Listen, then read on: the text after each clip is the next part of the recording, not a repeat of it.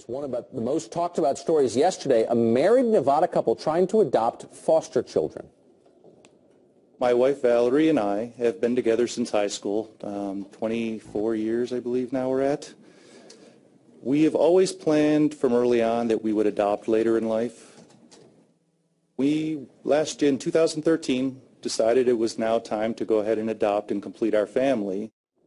But the state wouldn't let them. It denied them due to their legal concealed carry licenses, and now they are fighting for the right to become foster parents and to change that law.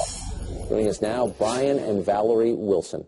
Thanks so much for joining us. We appreciate it. Valerie, the state has basically said to you, someone who wants to open her home to a foster child, no, you're too dangerous. How does that make you feel? You know, it really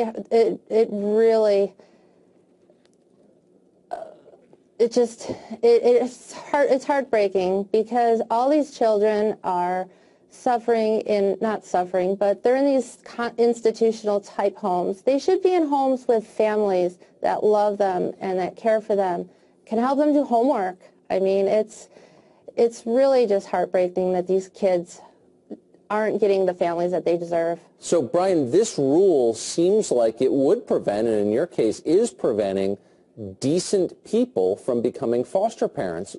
This rule, it sounds to me, wouldn't allow police officers to become foster parents.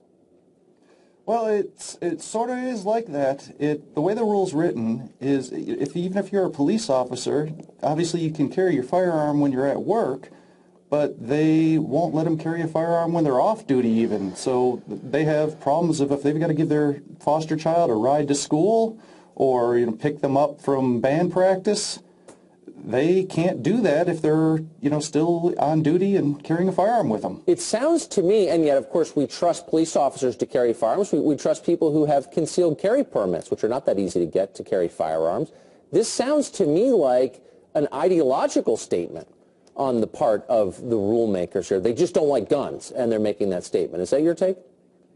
That's exactly my take on it. I mean, we're talking about law-abiding people here, people that have had background checks, they've gone through training, they lawfully carry a firearm, they know how to be safe with it.